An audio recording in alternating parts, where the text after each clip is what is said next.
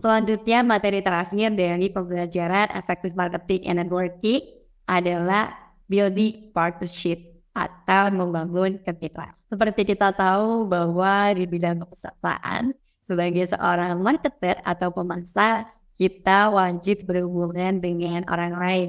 Kita sudah sering dihadapkan untuk berhubungan dengan partner-partner kita yang ada di luar instansi kita. Berikut adalah beberapa jenis keagenan yang bisa kita kembangkan dalam kehidupan pekerjaan kita.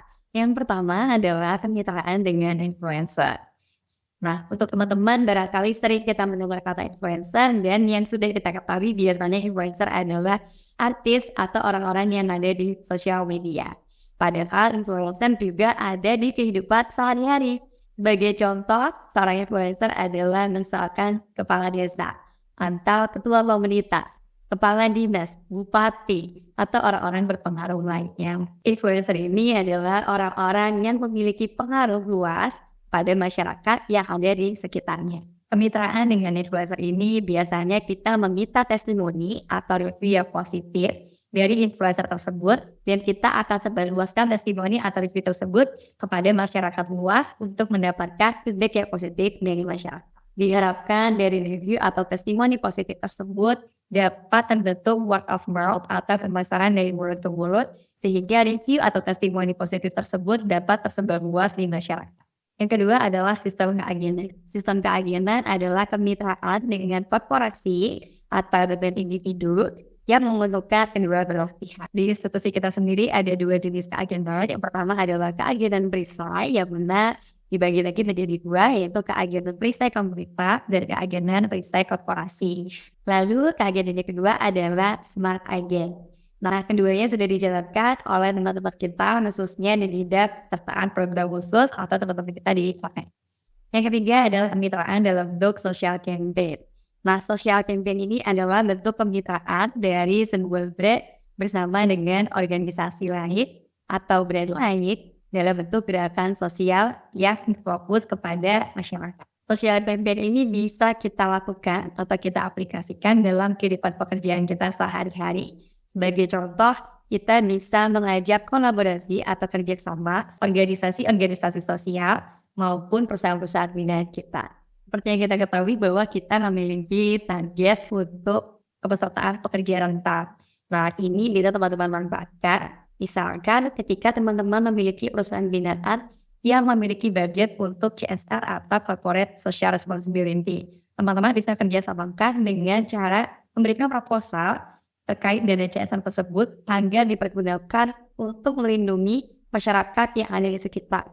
Jika biasanya CSR perusahaan dalam bentuk uang atau misalkan dalam bentuk sembako, nah kita berusaha untuk bisa mengalihkan dana CSR tersebut untuk perlindungan BPJS Tenagakerjaan bagi masyarakat yang ada di sekitar perusahaan. Nah, setelah tadi kita sudah mempelajari jenis-jenis kemitraan, sekarang kita akan membahas tentang bagaimana cara membangun kemitraan yang sukses. Ada 6 kunci yang diyakini akan menjadi kunci kesuksesan dalam membangun kemitraan. Disingkat menjadi growth. Yang pertama adalah goals, yang kedua adalah research, yang ketiga adalah open, yang keempat adalah meaning, yang kelima trust, dan yang keenam adalah path and roadmap. Kunci kesuksesan membangun kemitraan yang pertama adalah goals.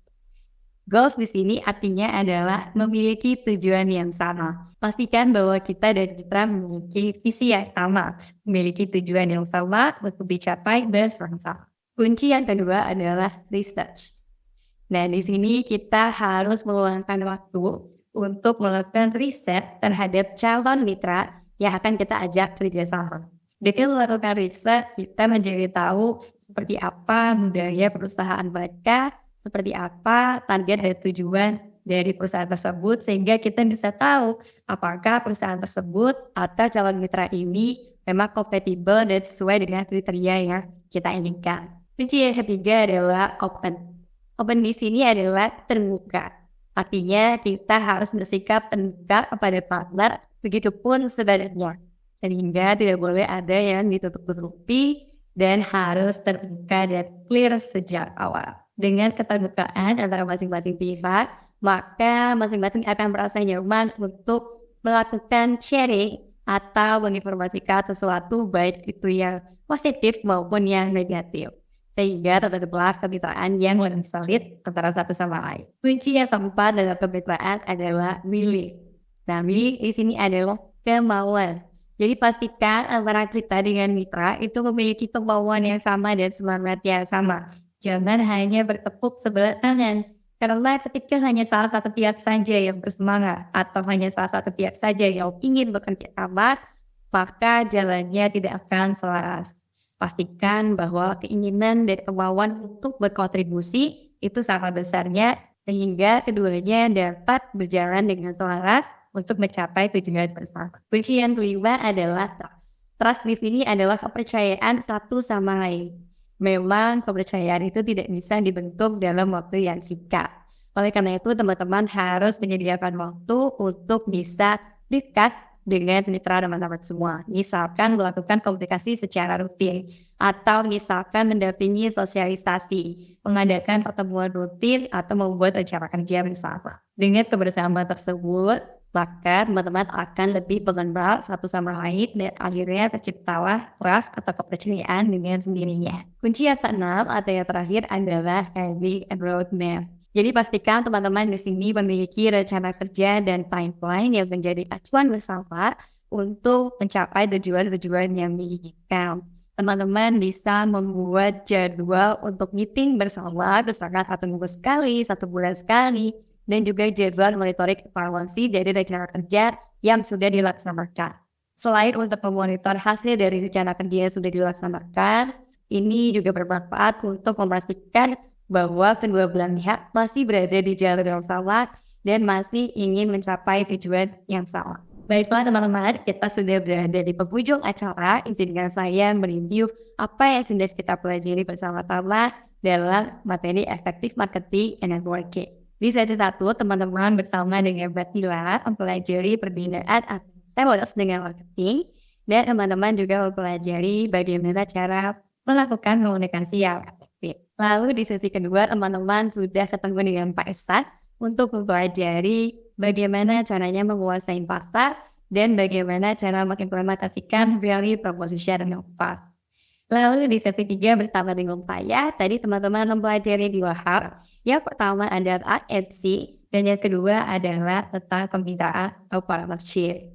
Dalam IMC, kita mempelajari 3 manfaat penerapan IMC. Yang pertama adalah meningkatkan brand awareness, yang kedua adalah menonjolkan keunggulan brand, dan yang ketiga adalah efektivitas dan efisiensi waktu maupun biaya. Lalu kita juga sudah mempelajari jenis-jenis tools dari IMC atau Integrated Marketing Communication. Yang pertama adalah direct selling, yang kedua adalah sales promotion, yang ketiga adalah digital marketing, yang keempat adalah word of mouth, dan yang kelima adalah interactive marketing. Lalu kita juga sudah mempelajari tentang kemitraan.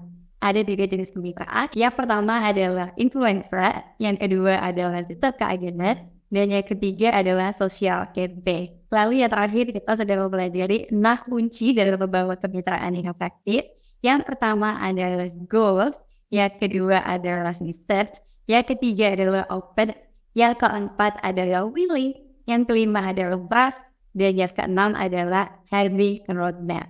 Kami berharap materi ini dapat memberikan insight baru bagi teman-teman, terutama dalam melakukan penguasaan kepesertaan. Sehingga teman-teman tidak hanya berfokus pada akuisisi saja, namun lebih daripada itu teman-teman bisa melakukan proses pemasaran secara lebih menyeluruh, sehingga terciptanya sustainability kepesertaan BPJS Ketenagakerjaan. Baik teman-teman, terima kasih banyak atas waktu dan atensi yang teman-teman sudah berikan. Kami izin undur diri. Saya tutup dengan sebuah quotes. Content marketing is like a first date. If you only talk about yourself, there won't be second one. Artinya, content marketing adalah seperti kencan pertama.